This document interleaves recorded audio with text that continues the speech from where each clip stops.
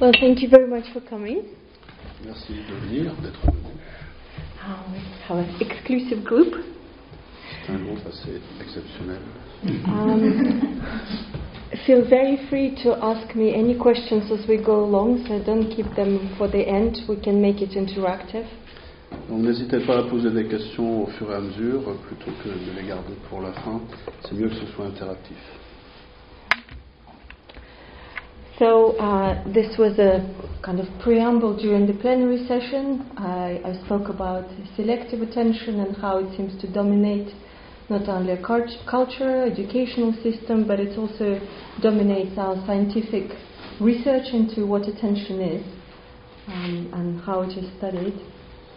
Donc tout à l'heure, j'ai fait une introduction en parlant du fait que l'attention est surtout comprise comme étant sélective, et non seulement à un niveau culturel, mais aussi au niveau de l'éducation et même au niveau scientifique. And in the mainstream cognitive psychology and neuroscience, there isn't even a concept of more open type of attention, where there isn't even a separation between attention and the field of awareness, when there isn't that sort of peak of attending to something, but just being open, receptive to whatever manifests from the external senses, from the body, how it all can be integrated together. There's absolutely no thinking along those lines. Et donc dans le champ neuroscientifique actuel, on va plus loin que cette notion. Il faut aider la personne à rentrer. Elle est sortie. Pardon. Et on va plus loin que cette attention sélective, et on essaie d'étudier justement les interactions à la fois de l'attention avec le corps, avec la perception, et il n'y a pas du tout cette notion d'isolation, de sélection d'un certain type d'éléments par rapport aux autres. But we know that in Buddhist psychology and in kind of Buddhist philosophical framework and the way that practices are sequenced, the goal of honing in the selective attention is to eventually, once there is a stability of the attention, to arrive at the state where you are openly present with whatever manifests in our field of awareness. Et nous savons que dans la voie bouddhiste, par exemple, l'attention sélective existe, elle est utilisée, mais elle est utilisée dans le but d'un entraînement, et lorsque votre esprit est suffisamment stable sur ce qui est sur l'objet de cette attention, à ce moment-là, il y a un processus d'ouverture, d'attention ouverte, qui va au-delà. And in this state of open presence, where attentional field is very wide and open, there isn't any ARI, attachment, repulsion or indifference. Et dans cet état d'attention réceptive complètement ouverte, il n'y a à ce moment-là plus d'attraction, répulsion, indifférence. But in our ordinary state, where we're habitually driven by selective type of attention, there is a lot of attachment or repulsion, and attachment can manifest in very strong reaction to something pleasant. Repulsion is a strong response, both physiologically and emotionally, to something unpleasant. And if something is either pleasant or unpleasant, we remain indifferent. Et donc, mais au sens ordinaire, dans notre vie ordinaire, avec cette attention sélective, nous sommes confrontés à des situations avec beaucoup d'attraction, de répulsion et d'indifférence. Et nous savons par exemple que avec l'émotion de répulsion, ça a des implications sur notre comportement et sur notre vécu en entier, et aussi pour les autres émotions. And also the ordinary condition where we are driven by this very strong attachment, repulsion, or indifference, is that those things that initially attach us or repulse, after a few occurrences, they can become indifferent to us. Et aussi, dans cette situation ordinaire, avec cette attention sélective, des choses pour lesquelles nous ressentons de la répulsion, du désir ou de l'indifférence, surtout la répulsion et le désir, avec le fait de s'habituer à ces événements lorsqu'ils sont répétitifs, on en arrive facilement à un état d'indifférence. And that's what I will refer to as habituation. That is kind of the term I'm going to use, is habituation. When we habituate to something that's been presented to us a few times and it became indifferent, and our emotional and physiological response to it has been attenuated. Et c'est ce à quoi je me référais comme étant l'habituation, le fait de s'habituer à ces stimulations d'attraction ou d'aversion, et le fait que la réactivité diminue lorsque ces événements sont présentés de façon successive, et l'habituation intervient au bout d'un certain temps, pour nous amener à l'indifférence. And those of you who have children, I have 2 daughters, you know how quickly children habituate to think, how quickly they get bored. They get a new toy or they're involved in a new game. Very shortly afterwards, there's boredom, they want to move on to something else. Et si vous avez des enfants, vous savez très bien que lorsque les enfants ont un nouveau jouet ou trouvent quelque chose de nouveau, ils vont très vite s'habituer et vont assez vite s'ennuyer. And our personal experience as adults is not much different. We get a new iPhone 4, after a little bit we want iPhone 5. The 5th glass of amazing wine doesn't really feel so amazing as the first one. We get a new sexual partner after some time. It's not really what it used to be, so habituation is all around. Et par exemple, en tant qu'adulte, on réagit un peu de la même chose. Vous avez un iPhone 5, au bout d'un moment, vous aimeriez bien avoir l'iPhone 6. Lorsque vous goûtez un verre d'excellent vin, le 6e verre, il n'a pas le même goût, merveilleux goût que le premier. Et puis les rencontres au niveau sexuel, c'est aussi un peu la même chose. Au bout d'un moment, on veut un autre partenaire, et puis un autre, etc. So when I started, because I'm interested in meditation personally, and when I started studying Dzogchen with Tony Rinpoche, it occurred to me that one of the things that should be affected is the rate of habituation to things. If we are having this freshness of attention and non-preferential attention to whatever comes in, there shouldn't be so much habituation to things. And I remember being in the first meditation retreat and just noticing how the most ordinary food tasted absolutely amazing, and it didn't dull down even after the 10th mouthful. Et je suis moi-même pratiquante de la tradition de Dzogchen avec Tony Rinpoche. Et une des choses qui m'a vraiment frappé, c'est lors d'une retraite, c'est qu'après quelques temps, je m'étais aperçu que même une nourriture très ordinaire, l'habituation n'apparaissait pas, même après la 10e fois qu'on me servait cette nourriture. Donc j'ai tout de suite constaté la diminution de ce phénomène d'habituation grâce à cette pratique. So I was having this thought, and I was reading James Austin's Zen and the Brain, and they were confirmed by his thinking. I thought, that would be interesting indeed to study. So I'll just let you to read.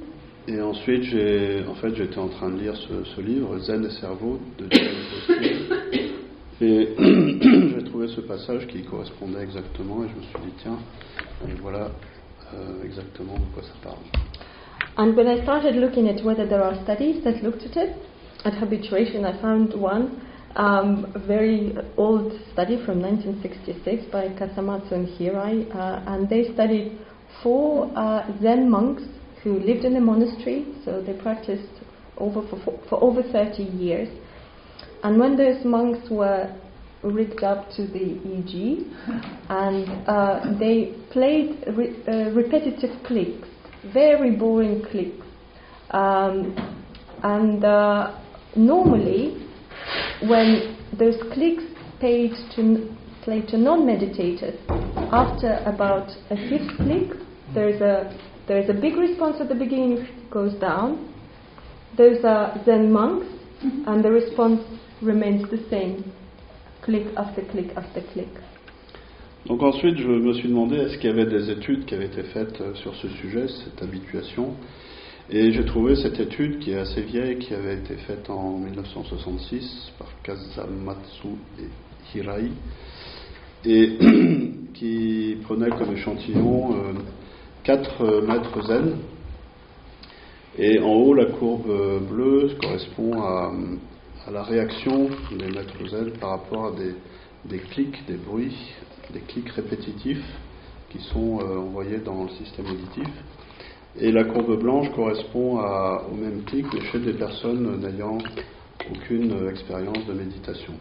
Donc on voit que dans la courbe blanche, l'habituation fait que la réaction, c'est en fait l'amplitude de la réaction, la courbe.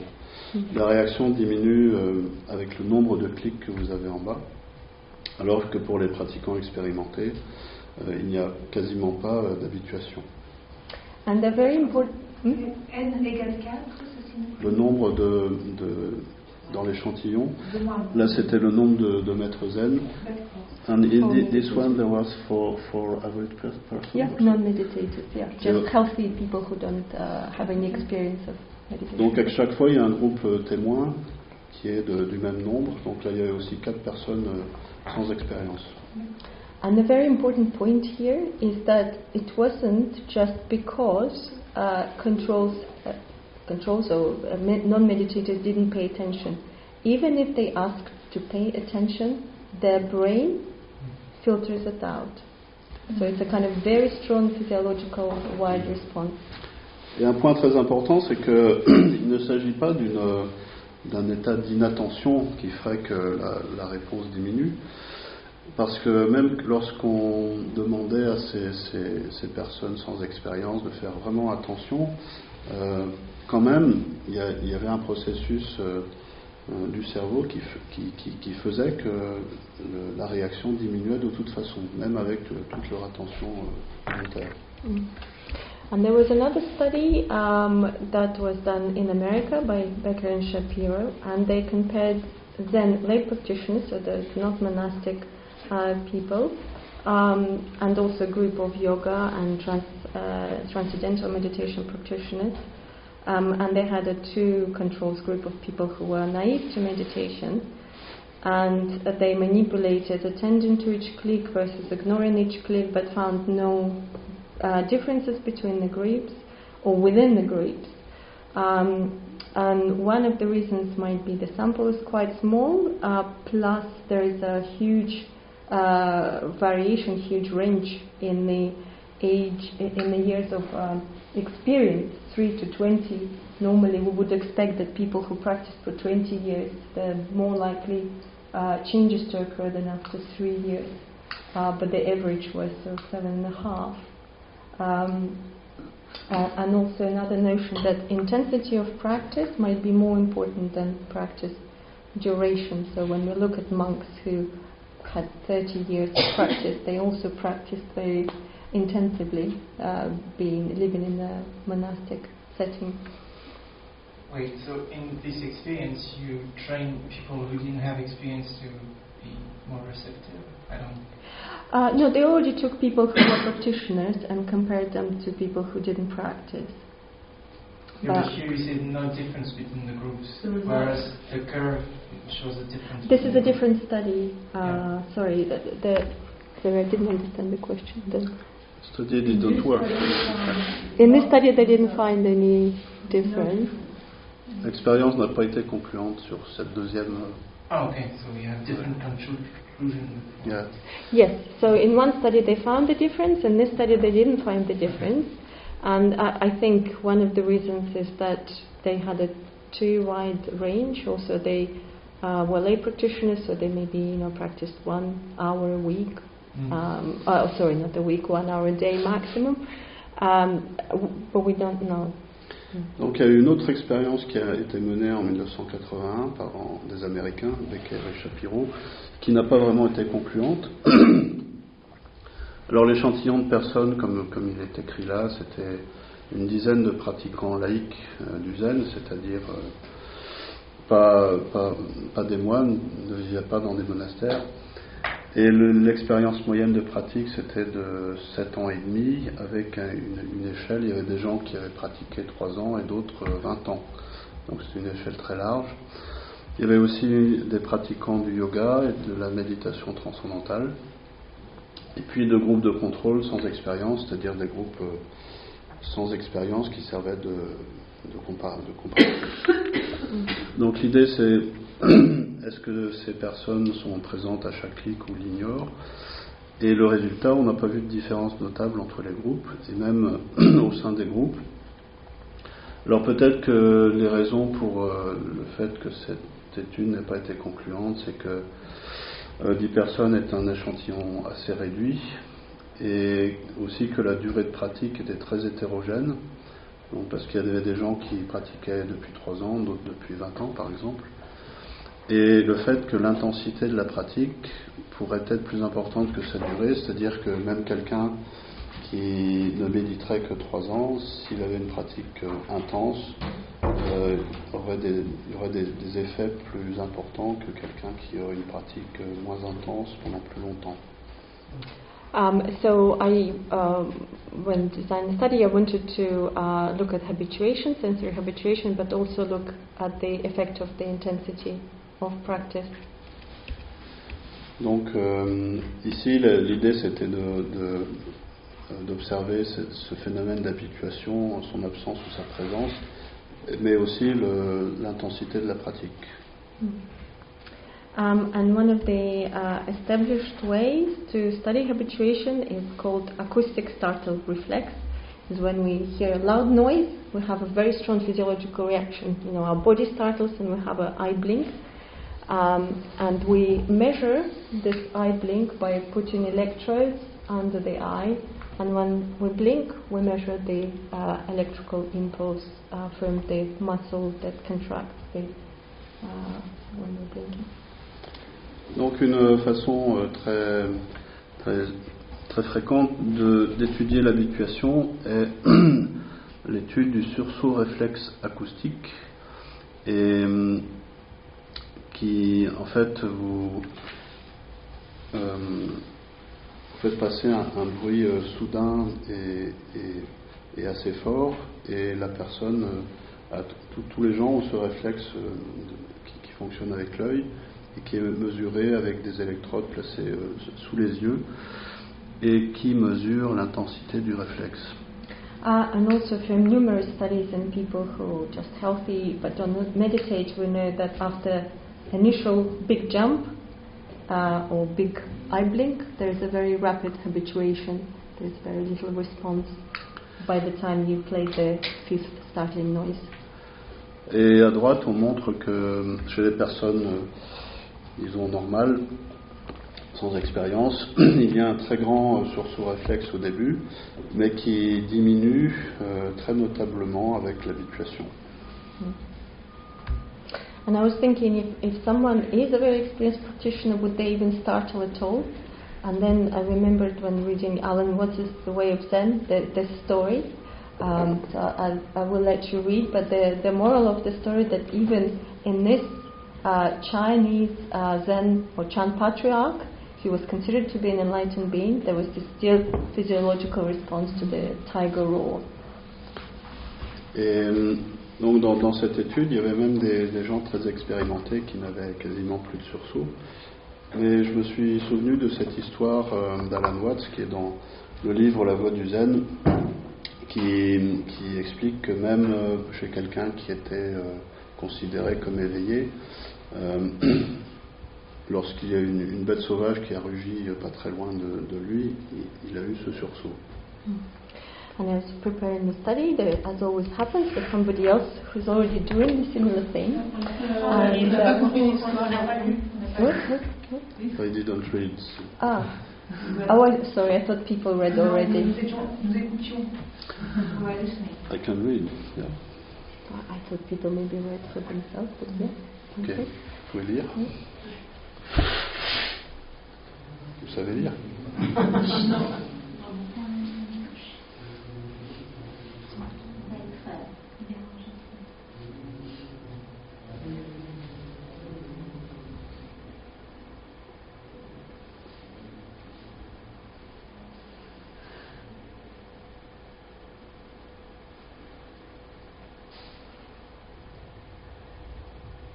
So that sort of conceptual grasping to the sacred name of Buddha is easier to overcome than the hardwired physiological reactions we can experience of physical pleasures when we're presented with something that can evoke a kind of response of fear.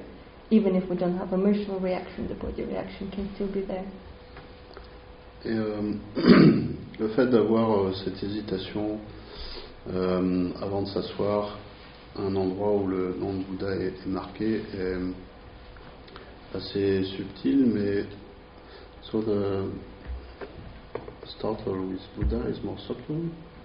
I don't know, I didn't have Buddha to startle, but but the idea is that even if there is no emotional fear, the kind of the hardwired response associated with the mais dans le cas du rugissement, même s'il n'y a pas de peur émotionnelle, il y a quand même une réaction qui peut être assez forte au niveau physiologique. I'm sorry, you're saying that it's more difficult not to startle because of the wild animal? No, not what I'm saying.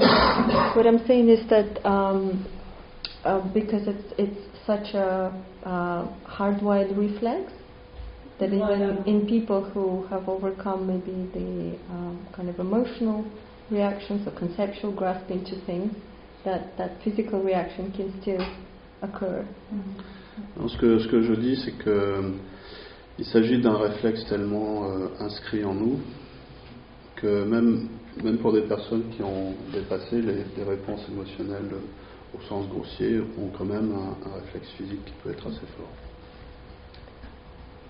And then we have, as I was planning the study, Paul Ekman was startling Matthieu Ricard, the happiest man on earth, as he called by the some press. And they played, they had a speaker behind Matthieu's head, and there were loud bursts of noise that were the same intensity as the gunshot. And we'll play you a short video that shows the reactions of two women who are not meditated, and then Matthieu's reaction by comparison. Donc, je suis tombé ensuite sur cette étude de Ekman sur M. Matthieu Ricard, et aussi sur un article d'une certaine presse, bon, c'est les tabloïds anglais, où il l'appelait l'homme le plus heureux du monde. Et j'ai trouvé un petit film où dans ce film on va voir qu'il y a un bruit qui est passé, qui est équivalent à un coup de feu. Et donc on va voir qu'il est passé avec une femme, et on voit la réaction de la femme, et le même bruit avec la réaction de Matthieu Ricard.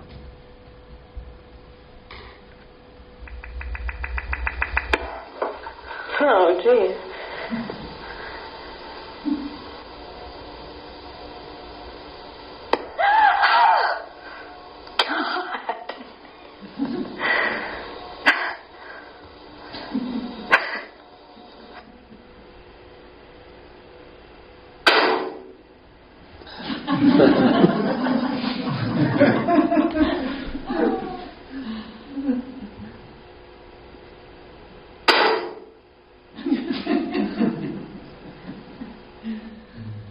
So there's pure physical reaction, there's no emotionally exaggerated response to it. That's one point. And another point that although he's startled, the expressions of the face, the way the body responded to it is much lower, much attenuated. With 6 presentations of those gunshots, his response didn't change. So he did not habituate. So although it was smaller, it remained the same through repeated presentation. Donc, ce qu'on peut voir dans le cas de Matthieu Ricard, c'est que il n'y a pas de grosse réponse émotionnelle, mais il y a quand même une réponse physique qui est bien là. Et dans son cas, il y a eu 6 coups de feu comme ça, et même au 6e, c'était la même réponse, c'était toujours la même réponse de Matthieu Ricard, et on voit la différence entre les personnes précédentes avec leur réponse émotionnelle très forte, et Matthieu Ricard, il n'y en a quasiment plus, simplement cette réponse purement physique. And of course you might have noticed the person here, Paul Ekman, who didn't blink at all. joke. Et ici, il y a la personne qui a fait l'étude qui ne scie pas du tout. Il met du botox. Il y a some Maybe. botox. But the truth is he was in a different room. Il était dans une autre pièce en fait. J'ai juste une question. Pour les deux femmes, elles étaient au courant qu'elles allaient avoir un bruit très fort. The two women, they knew they would have a strong noise coming. They knew, they did not know when, but they knew there will be some, sounds presented. They knew there will be loud sounds like gunshot, but they didn't know when. So they were still taken by surprise when it happened. But these days we have to go through very stringent ethical procedures. We can't not tell people what's going to happen to them. So they were told. Donc ces personnes savaient qu'elles allaient entendre un bruit assez fort, mais ne savaient pas quand. Et de toute façon, aujourd'hui, on est tenu à des règles éthiques assez strictes. On ne peut pas passer des bruits comme ça sans prévenir les gens à l'avance. You wanted to ask something? Mathieu Ricard, he continued to have the same reaction? Yeah. Even after 6 shots, he was still the same. No. But it was purely physical response. Mais c'était une réponse purement physique. So this is the study that's now been published, and we had 24 lay practitioners. They're not monks, so people who practice Dzogchen Mahamudra have a binge meditation during retreats, and then little periods of practice during their daily life, but they will, live in the real world with families and jobs. Donc là, c'est une étude qui est très récente. Et l'échantillon, c'est 24 pratiquants laïcs des écoles Dzogchen et Mahamudra, du bouddhisme tibétain, avec 12 avec une pratique intensive et 12 avec une pratique modérée, c'est-à-dire des laïcs qui ont une vie de famille, un travail, etc. And we split them into 12 of those who practiced more intensively and those who had moderate practice. And the way, it was a kind of arbitrary decision really on my behalf, but the way I sort of conceptualize it, normally we just look at the total hours of practice to quantify someone's experience. But this doesn't differentiate between someone who accumulated 10,000 over 3 years by going to 3-year retreat versus someone who accumulated 10,000 hours over 20 years. So what I thought might be reasonable is to take total years of practice on the assumption that the moderate practice would be at least 1 hour a day, multiplied by 365, which is the number of days in the year. So if they meditated at least 1 hour a day over the years of practice that they tell me they practice, that would be moderate practice. But if they practiced more than 1 hour a day, the hours of practice should exceed the number expected if they only practiced once a day, 1 hour a day. Does that make sense? I try. Donc dans ces 20 pratiquants laïcs excusez-moi, c'est les 24 pratiquants laïcs qui avaient une vie de famille, un travail, etc. On a de façon un petit peu arbitraire, on les a séparés en 2 groupes, 12 qui avaient une pratique intensive et 12 avec une pratique modérée.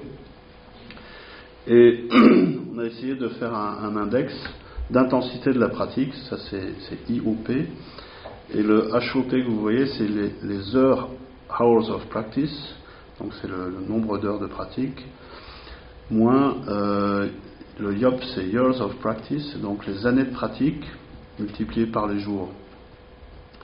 Donc les années de pratique multipliées par 365 jours, ça vous donne le nombre total de jours de pratique.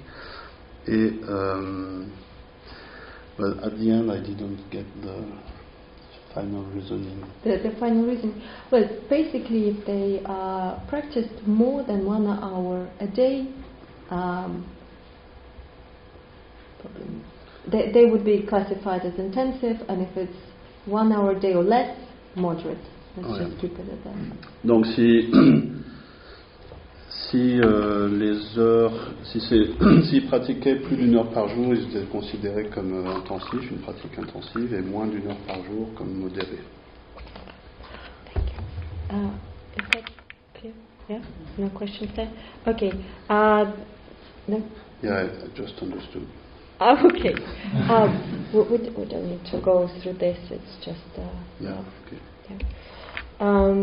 So this slide is a little bit busy, just mainly for the scientists over there. Ça, c'est pour les scientifiques. But the main point here is, well, the graph here is people with intensive practice in black. Their line is less flat, and there's a lot of, sometimes there's less of a response, but the response comes back. And comes back after first block when there is a little gap between the startles. The response comes back, and what we measured is the slope of this line, and the average of the slopes is presented on this graph, and the slope, habituation slope, was closer to 0 in intensive practitioners. And closest to 0 means less habituation. Donc sur cette courbe en haut à gauche, il y a 3 courbes. Et la ligne pleine correspond aux méditants intensifs. Et ce qu'on peut observer, c'est que chez eux, il y a aussi des hauts et des bas. Mais on peut voir que même quand il y a une forte habituation, c'est-à-dire quand l'intensité de la réponse diminue, après une légère pause, après une série de clics, parce que ce qui est marqué bloc, c'est des séries de clics ici, et entre chaque série, il y avait une certaine pause où il pouvait se reposer.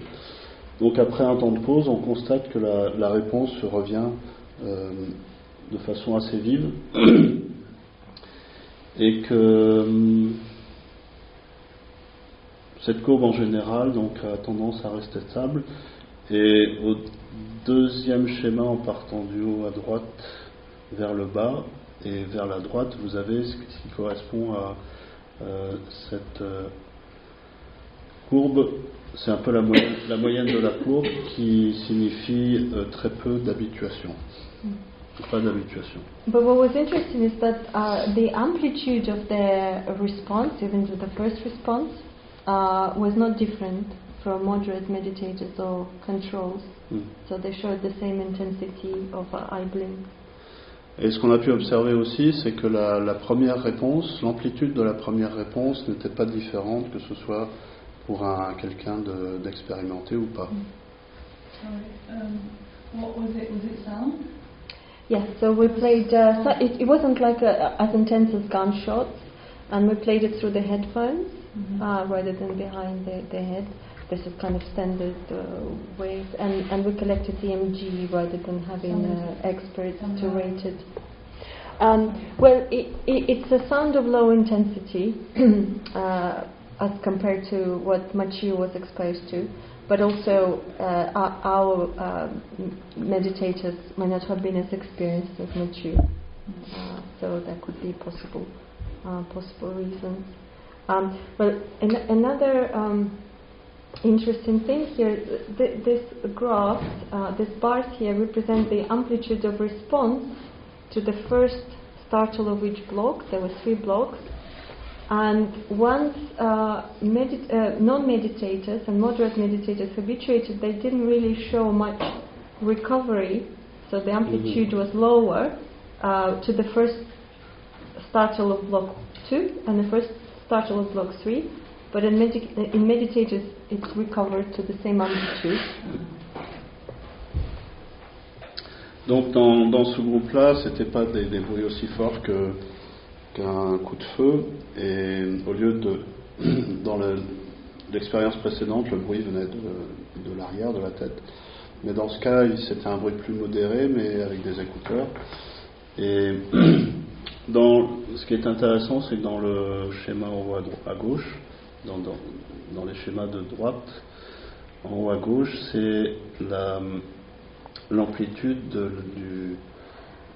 de la du rafraîchissement de la réaction. Et on peut voir que pour les pratiquants, donc les 3 lignes correspondent aux 3 séries de clics.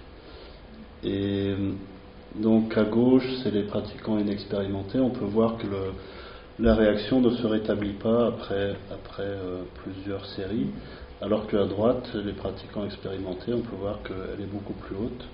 Il y a un recouvrement de la réaction qui apparaît. So over the whole experiment, there was a significant difference between the groups. There was also a significant difference between habituation slopes and controls and meditators, meaning that there was a very rapid habituation in the first block, and then once they habituated, it was pretty flat. But there was no difference between the blocks in meditators. But the most stringent test in science would have been if there was significant difference between within groups and between groups, but we didn't quite get there. It was quite small groups. So although the effect was there, it was quite moderate. Donc dans ce schéma-là, c'est l'habituation avec 3 séries. Donc on peut voir que l'amplitude de la réaction dans le groupe de gauche ne se rétablit pas, ni dans le groupe du milieu, et le groupe de droite, donc avec les pratiquants expérimentés, en fait, elle reste à peu près la même. On aurait pu faire des mesures supplémentaires avec des comparaisons entre groupes et à l'intérieur même des groupes, mais on n'a pas été jusque-là. C'était des groupes assez petits. But when we looked at the correlation between intensity of practice and the habituation slope, there was very strong correlation. So people who practiced more intensely within the intensive practice group, they habituated less, significantly less. Mais sur ce schéma-là, qui donne une image de l'intensité de la pratique comparée à la courbe d'habituation, on a constaté de façon très claire que plus la pratique est intense, moins l'habituation a lieu. Any questions? Question? Yes? J'ai une question. Comment on peut savoir que c'est pour les non-pratiquants? Donc si j'ai bien compris, il y a une habituation. Non, j'ai bien que c'est ça. Comment on peut savoir que c'est pas du mind wandering? C'est-à-dire qu'ils sont plus là, donc ils attendent plus. Yeah, how do you know that for average people, non-experienced people, this is not simply distraction? What was interesting? It's a very interesting question. So the controls were just asked to be aware, and not specifically to pay attention to the startles, but to be aware of their surroundings. But what was interesting is with meditators. How many of you are familiar with the Tibetan Buddhist tradition? Donc, qui est familier avec la tradition bouddhiste tibétaine?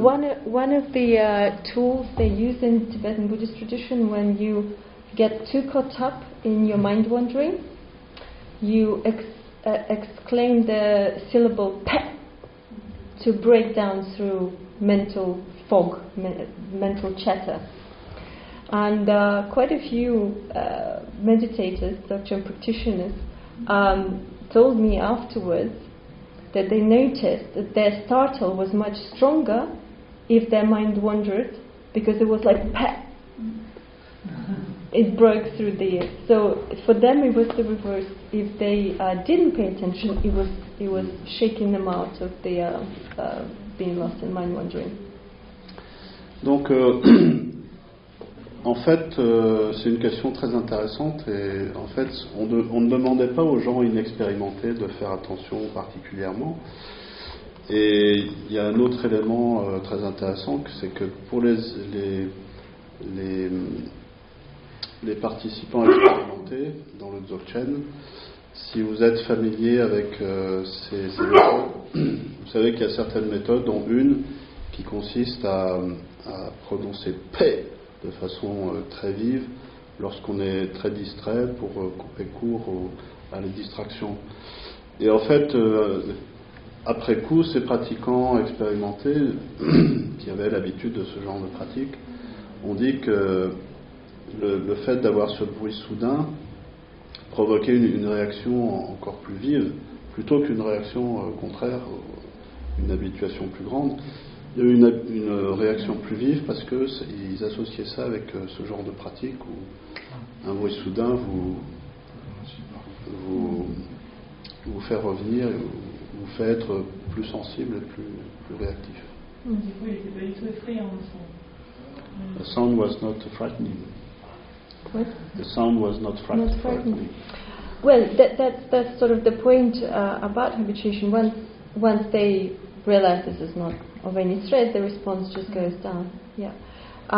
It could still be mind when people might just disengage from the task and go sleepy and drowsy. It could still be that. And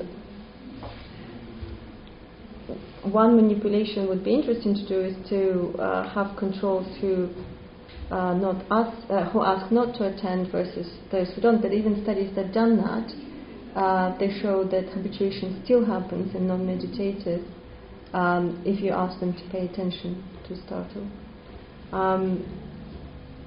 And I didn't put it here, but I used a continuous performance task, which is quite a common way of assessing ability to sustain attention over a period of time. I gave it to both meditators and the controls, and there was actually no difference between the meditators and controls on this task in my study. The meditators did quite well, but the controls did very well as well. But I have no way of verifying whether they were mind-wandering or whether they were attending to the startings. It's still a question to answer. Et donc c'est toujours une question en cours, une recherche en cours. Est-ce que si par exemple quelqu'un devient sombre dans la torpeur ou sous l'effet d'une drogue, est-ce que l'habituation va diminuer ou pas? Et donc c'est une question qui est étudiée. Et aussi, est-ce que par exemple quelqu'un qui a envie de faire ça versus quelqu'un qui n'a pas envie de faire cette expérience, quels sont les résultats? Et par contre, ce qu'on a pu observer, c'est que sur une longue période de temps, la capacité de réactivité, que ce soit chez les personnes expérimentées ou pas, était sensiblement la même. So, I'm going to try to go a little bit quicker. We know that habituation in schizophrenia is disrupted, and I already mentioned before that theories, the information processing theories of schizophrenia say that if the habituation is disrupted, that leads to psychosis. And we know from studies that people with schizophrenia don't habituate as much, regardless of whether it's the auditory, visual, taste, and it's stable over psychotic illness, so from first episode to more chronic manifestation. And there is also quite a lot of caution. It's been overcome now with pilots using mindfulness for people with psychosis, but because of the mindfulness being directed towards more open, receptive way of processing information, there is a caution towards using mindfulness in people with psychosis because it's thought to promote the same mode of information processing that leads these people to trouble to begin with, or that's how it's thought. Donc on va passer rapidement sur l'habituation et la schizophrénie. Comme on l'a vu tout à l'heure, l'habituation est considérée comme un traitement de l'information efficace et parfois nécessaire. Et parce que s'il n'y a pas d'habituation ou si elle est perturbée, pour des sujets particuliers, notamment schizophréniques, on peut arriver à une inondation ou une submersion sensorielle et une sorte de fragmentation cognitive où l'esprit devient conflictuel et fragmenté, comme on peut le voir dans la schizophrénie. Et on observe chez les patients schizophréniques une habituation réduite, quelles que soient les modalités sensorielles, donc que ce soit des stimuli visuels, auditifs, etc. On constate aussi qu'à partir des premières manifestations de la maladie jusqu'à la maladie chronique, il y a une stabilité de ce niveau d'habituation. Et on a jusqu'à récemment, jusqu'à des expériences récentes où on a pu appliquer la mindfulness, surtout sur un mode d'ouverture chez des patients atteints de schizophrénie.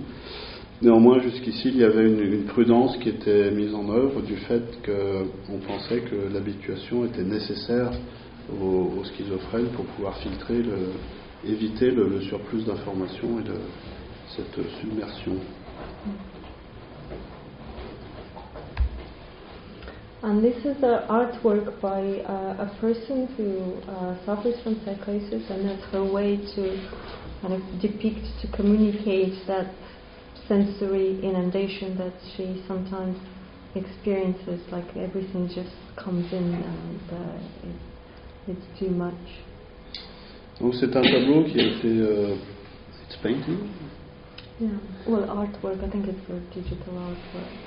Donc c'est un tableau peut-être numérique qui a été fait par un patient schizophrène et qui nous montre, qui est une bonne image de ce que pourrait être cette inondation, cette submersion sensorielle.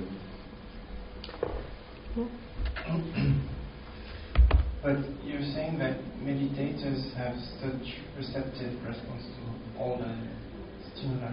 So how come they are not having the same psychological response than most people? Coming next. Oh, sorry. Donc il y a une question, c'est mais vous dites que chez un bon méditant, il y a une ouverture, une acceptation des expériences sensorielles, et comment ça se fait, puisqu'on dit ici que cette accumulation d'informations mène à la schizophrénie. So I'm going to kind of speculate from what we know why this might be the case. So we have, as you pointed out, this paradox that it should lead to psychosis, as we're told by information processing theory, but it doesn't. Jill seems pretty sane. The Donu Rinpoche also seems pretty sane. They might be eccentric, but they're not psychotic. You never know. Donc ici, on a effectivement un paradoxe, et comme vous l'avez mentionné. Et donc, comment comprendre ce paradoxe? Et Gilles a l'air relativement normal, et Denis Rinpoche aussi. Donc, je disais qu'on ne sait jamais. And I would say that it's important for us to understand, because we know from other studies, not related to habituation, that this openness, less filtering, is related to creativity. We also know that creativity runs in families, and it's genetically linked to psychosis. So there is this link between less filtering, more openness, creativity, psychosis. So if we understand how we leave the baby but throw away the bathwater, you know the expression not to throw away the baby with the bathwater, then we can potentially turn the curse of schizophrenia into a blessing, because we know that people who suffer from psychosis, a lot of them are highly creative. Et donc c'est un point très important, parce que par exemple on sait qu'il y a des liens génétiques et familiaux entre le fait que moins de filtrage provoque plus de créativité, mais que cette situation de baisse du filtrage et de créativité se retrouve dans la lignée familiale génétique sous la forme de schizophrénie. Et donc si on arrive à comprendre ces mécanismes, on pourra peut-être un jour transformer la malédiction de la psychose et de la schizophrénie en bénédiction. And how many of you have seen the film about the economist or mathematician who came up with the economic theory, John Nash, called Beautiful Mind? Qui a vu le film au sujet de John Nash, Beautiful Mind, en français, c'était quoi? Un homme extraordinaire. Un homme admirable. Non, un homme d'exception. And what's interesting there is he had visual hallucinations and developed schizophrenia, and towards the end of the film we're shown how he changes his relationship with his visual hallucinations. So they're still there, but he's accepted them to be there, but he treats them as yet another experience. He doesn't engage with them, he doesn't try to push them away, he doesn't grasp, using Buddhist terminology. He just mindfully aware of them being there. So he kind of discovered mindfulness-based cognitive therapy approach on his own. Et donc, ce qu'on peut voir dans ce film, c'est quelqu'un qui avait des hallucinations visuelles. Et on peut voir que vers la fin du film, de quelle façon il arrive à arrêter de les repousser ou de s'engager avec elles, de se fixer sur elles, mais petit à petit de les reconnaître simplement comme des hallucinations. Elles sont toujours là, mais il les reconnaît comme telles, et il les expérimente sans saisie, on pourrait dire en version bouddhiste. Et c'est quelqu'un qui avait donc découvert une thérapie cognitive par lui-même. Pardon ? C'est pas ça ? Il n'a pas découvert. C'était un grand mathématicien. Il a appliqué ? Oui, c'était une blague. C'était une blague. Like he discovered cognitive therapy by himself? No, not cognitive therapy, just mindfully dealing with his psychosis. Donc, avant la lettre, en fait. Voilà, avant l'heure, oui. Comment la mindfulness, il a pu appliquer la mindfulness d'une façon thérapeutique avant l'heure. It's not me, it's me. No, so. He's not translating properly. No, did you understand what was? No, it's okay. No? Okay. Everything is okay. Fine. Ultimately. Don't worry. Okay. So, and we know that from various studies that expert mindfulness meditators, they show enhanced cognitive function, emotional regulation. Their brain is much more efficient, so it's the opposite of what we normally see in people diagnosed with schizophrenia. Donc on peut observer aussi chez les experts en mindfulness des améliorations des fonctions cognitives, ils régulent mieux leurs émotions, ils ont des réseaux neuronaux plus efficaces et un bien-être général. Okay. A little bit of the brain. So this is two networks in the brain that are anti-correlated with each other normally. When the one is active, the other one is attenuated. And the areas in yellow and red are the ones that are active when our attention is directed towards some kind of a task, often involving external stimuli. And the areas here, in green and blue, they're located more in the middle of the brain. This is called medial prefrontal cortex and posterior cingulate. And those are the areas that we know from fMRI studies that activate when we ask people just to rest in the scanner, when we don't give them any cognitive task to do. Et donc ce schéma du cerveau nous montre deux réseaux neuronaux.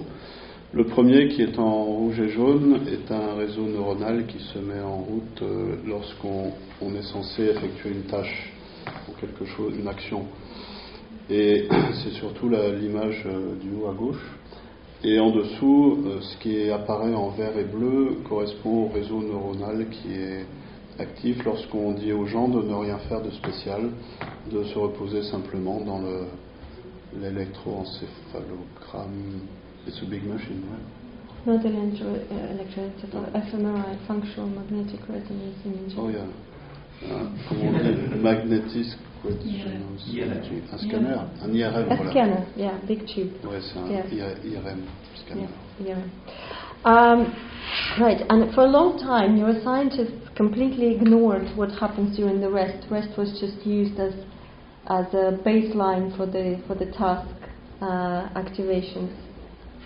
Donc pendant très longtemps, les scientifiques ne portaient pas d'intérêt particulier à ce second réseau, où c'était simplement vu comme une base à partir de laquelle le réseau actif émergeait.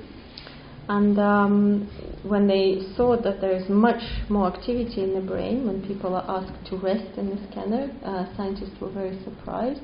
But I don't think we're surprised, because for most of us, if we're not meditators, if we ask to rest in the scanner, our mind is not vacant.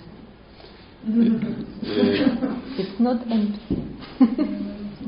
Et donc, lorsqu'on a pu mieux observer l'activité cérébrale, on s'est aperçu que ce réseau est en fait encore plus actif.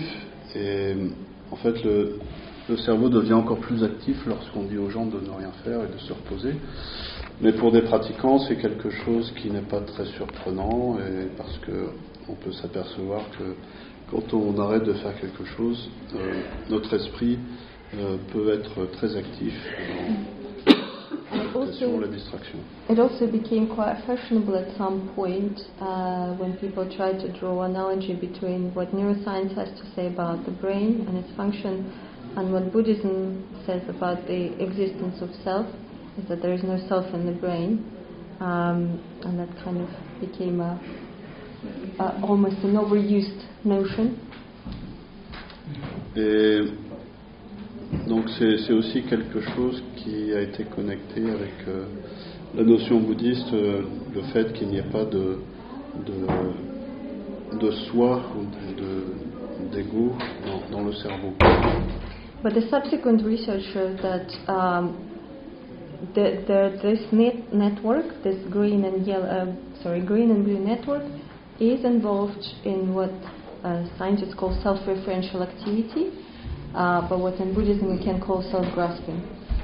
Est-ce qu'on s'est aperçu que ce réseau-là était impliqué dans ce qu'on appelle l'activité d'autoréférencement. D'autoréférencement, c'est-à-dire la saisie d'un soi. And that was quite crucial to show that, because despite our normal intuition that if we are in a scanner and we,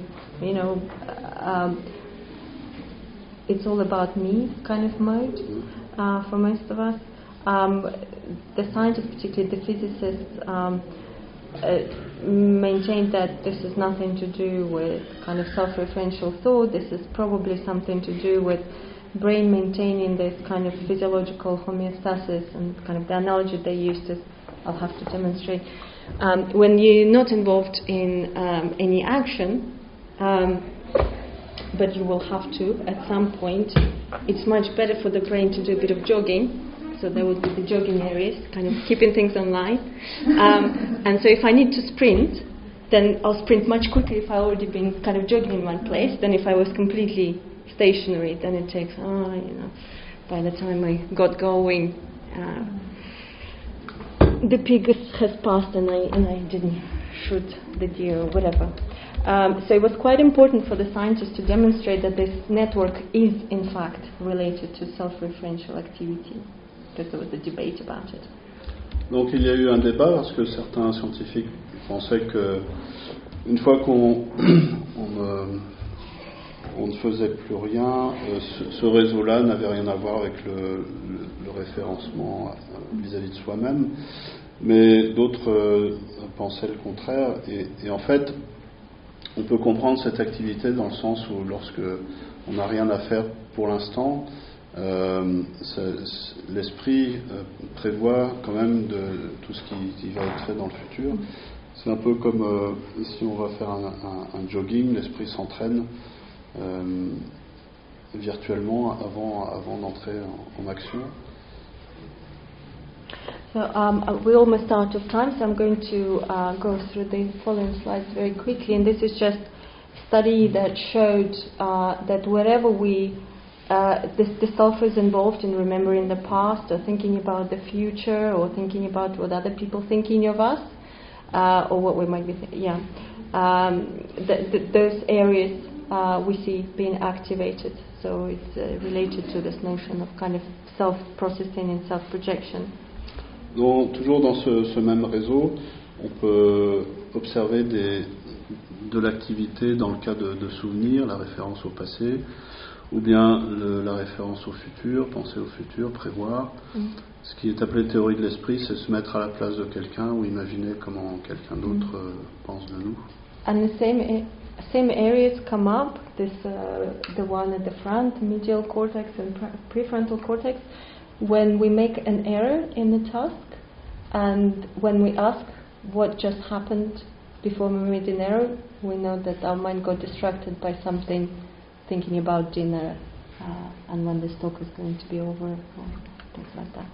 Stimulus unrelated thought, or task unrelated thought. Donc si lorsqu'on fait quelque chose et qu'on fait une erreur, après on se demande mais pourquoi j'ai fait cette erreur, on s'aperçoit qu'on a pensé à quelque chose de complètement différent. Et c'est aussi dans le domaine de ce réseau-là, quand une pensée indépendante de ce que vous êtes en train de faire apparaît. Alors, est-ce que ça veut dire DMN? DMN, c'est le réseau de base qu'on a vu avant, le réseau actif par défaut. C'est le vert et bleu. C'est de l'anglais, hein, default.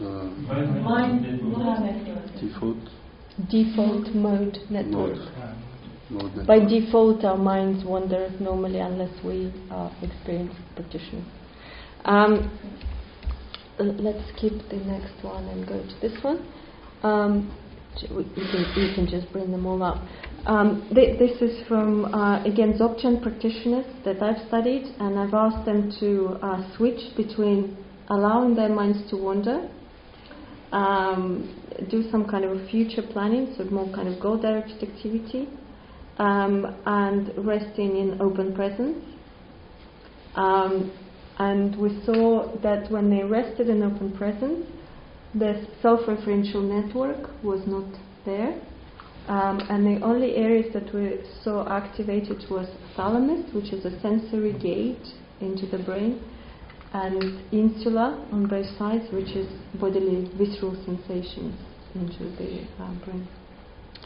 Donc on a demandé à des pratiquants du Dzogchen de se placer dans ces différentes situations d'errance mentale ou distraction, la planification du futur et mindfulness. Et on observe que dans l'expérience de mindfulness, il y a une zone très active qui est le thalamus, qui est connecté avec les informations purement sensorielles et aussi les zones médulla. And we also know that default mode network, those areas in the middle of the brain, is hyperactive in people with schizophrenia, but also in people with depression and obsessive compulsive disorder and ADHD. So pretty much every psychopathology involves hyper self-referencing and hyperactivity of default mode network. Et on peut constater que ce réseau, par défaut, le DMN, et on retrouve une hyperactivité, une surconnectivité de ce réseau. Tiens, il y a un problème d'anglais. Dans la schizophrénie, la dépression et aussi les troubles obsessionnels compulsifs et l'autisme. So the idea would be that if in meditators that self-referencing is diminished, and we know that, yes, that's another thing I didn't put here, but in people with schizophrenia, when they're doing a task, the default mode network activity doesn't go down, so it runs in parallel with the task-related areas. And it's like a running commentary on what you're doing. You know, I'm worthless at this. You know, I'm making mistakes and blah blah blah. So that self-referential activity doesn't go away even when they're doing tasks. Donc ce réseau correspond aussi à l'auto-référencement, le fait se penser soi-même. Et on constate que chez les schizophrènes, même dans le cas où ils sont engagés dans une tâche, ce réseau est toujours actif que chez les autres. C'est soit l'un, soit l'autre. Mais même quand ils font une tâche, il y a toujours ce réseau, ce commentaire continuel sur eux-mêmes et sur ce qu'ils sont en train de faire. So we have reduced subject grasping, right? And we have released information processing resources to be aware of more things, to allow things in. But also in meditators we see reduced object grasping. And this is the study that demonstrates it. This is Zen practitioners who were presented with words versus non-words, just letters that didn't mean anything, and also controls. And the participants, Zen practitioners are in red here, and controls are in blue. So even in areas that are not related to self-referential processing, these are areas that are related to word processing, the visual, the letters, the kind of the visual information per se, the letters, their semantic meaning. So all these areas activated much faster in meditators and die down much quicker, whereas in controls it takes longer to peak and then much longer to go. So there's a kind of fixation to the object as well. So I use the analogy of from Zen, like writing on the water. So the meditators is aware, but it's like writing in the water. It's the awareness registers and then it's quickly gone. Et donc chez les pratiquants expérimentés qui apparaissent en rouge, il y a là, jusqu'ici on a parlé d'une réduction de la saisie plus du côté de l'objet, mais même au niveau du sujet, par exemple si on présente aux gens des lettres ou des mots, il y a une réponse assez intense, assez rapide chez les pratiquants expérimentés, mais qui va diminuer très rapidement, alors que pour les inexpérimentés, c'est plus long à se mettre en route, mais ça baisse beaucoup moins. I think they will kick us out. Yes, let's skip this and we'll just finish with that. Et ça, c'est de William Blake. Borné par tes cinq sens, ne comprends-tu donc pas que le moindre oiseau qui fend l'air est un immense monde de délices? So we sort of had the questions, but if you have more questions, I'm very happy to answer them. But thank you very much for your mindful attention and curiosity about my work. It's appreciated. Thank you. Merci beaucoup pour votre présence.